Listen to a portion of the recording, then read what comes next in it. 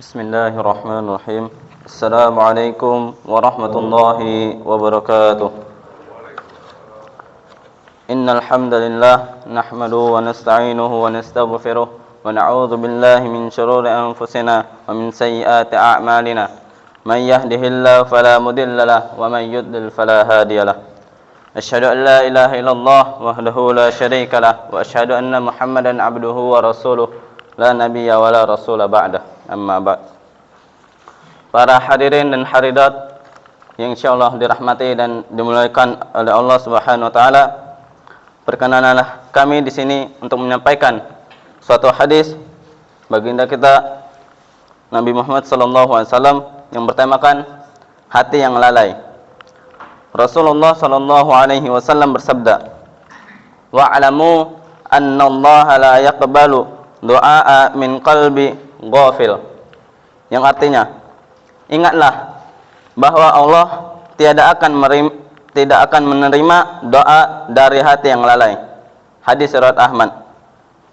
Adapun pelajaran yang dapat kita petik dari hadis tersebut adalah hati yang lalai ialah hati yang tidak sadar ketika diingatkan dengan berbagai petunjuk dari perintah-perintah Allah Subhanahu wa taala dan larang-larangannya.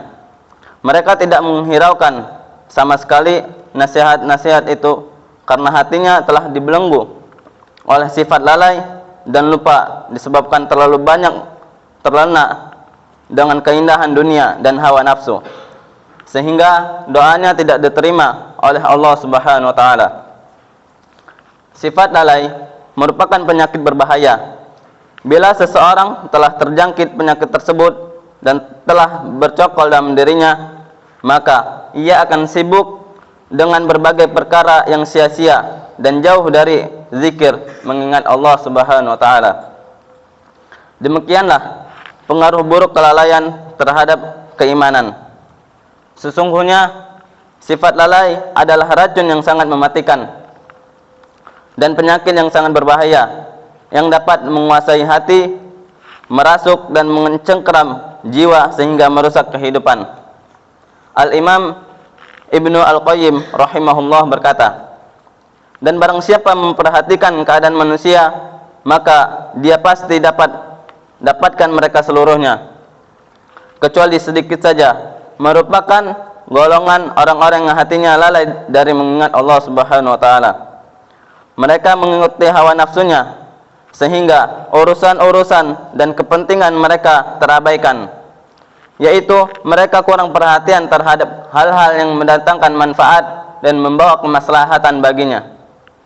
Sedang mereka menyibukkan diri dengan hal-hal yang sama sekali tidak bermanfaat baginya, bahkan justru mendatangkan malapetaka bagi mereka, baik sekarang maupun di masa datang. Allah Subhanahu wa taala berfirman, "A'udzu billahi minasyaitonir rajim. Bismillahirrahmanirrahim. فَانْتَقَمْنَا مِنْهُمْ فَغْرَقْنَاهُمْ فِي الْيَمِّ بِأَنَّهُمْ كَذَّبُوا بِآيَاتِنَا وَكَانُوا عَنْهَا غَافِلِينَ." Yang artinya, maka kami hukum sebagian di antara mereka, lalu kami tenggelamkan mereka di laut karena mereka telah mendustakan ayat-ayat kami dan melalaikan ayat-ayat kami. Quran surah Al-A'raf surah 7 ayat 136. Allah Subhanahu wa taala berfirman, Bismillahirrahmanirrahim. Wadhkur rabbaka fi nafsika tadarru'an wa khifah wa dunal jahri minal qawli bil ghuduwi wal asal wa la takum minal ghafilin.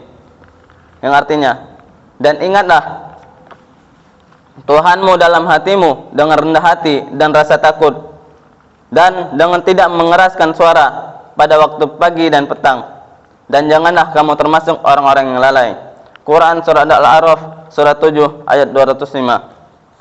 Allah Subhanahu wa taala berfirman yang artinya, sesungguhnya orang-orang yang tidak mengharapkan, tidak percaya akan pertemuan dengan kami dan merasa puas dengan kehidupan dunia serta merasa tentram dengan kehidupan itu, dan orang-orang yang melalaikan ayat-ayat kami. Quran surah Yunus surat 10 ayat 7. Sebelum kami akhiri pembacaan hadis, alangkah baiknya kita bermunajat kepada Allah Subhanahu wa taala. A'udzu billahi minasyaitonir rajim. Bismillahirrahmanirrahim. Alhamdulillahi Rabbil Alamin, hamdan syakirin, hamdan na'imin, hamdan yuafi ni'amahu wa yukafi mazidah. Ya Rabbana lakal hamdu wa lakal syukru kama yanbaghi li jalalikal karim wa azimi sultanik. Allahumma salli ala sayyidina Muhammadin wa ala ali sayyidina Muhammad.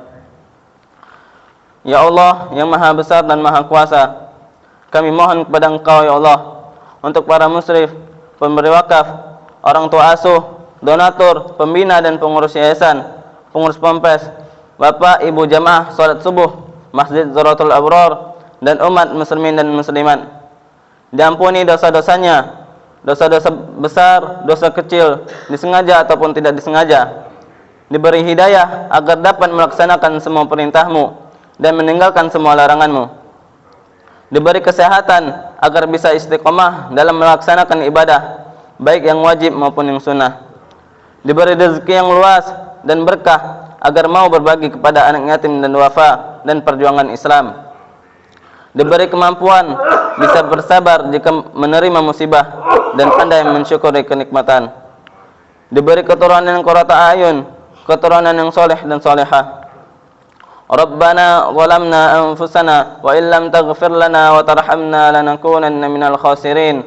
Rabbana amanna bima anzalta wattaba'na ar-rasul faktubna ma'asy syahidin faktubna ma'as salihin faktubna ma'al muttaqin.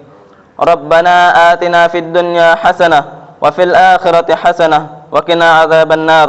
Subhana rabbika rabbil izzati amma yasifun wa salamun alal mursalin walhamdulillahi rabbil alamin. Wabillahi taufiq wal hidayah. Wassalamualaikum warahmatullahi wabarakatuh.